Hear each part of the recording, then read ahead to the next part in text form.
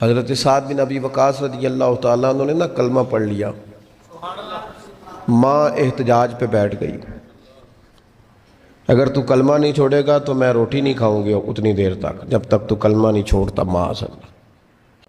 اماں بھوک ہڑتال پہ بیٹھ گئی۔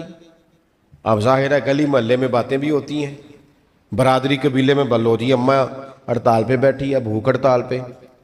حضرت سعد بن ابی وقاص نے 2-3 دن دیکھا، تیسرے دن ماں بھی تھوڑی، اب 2-3 دن بندہ روٹی نہ کھائے حالت اور ہو جاتی۔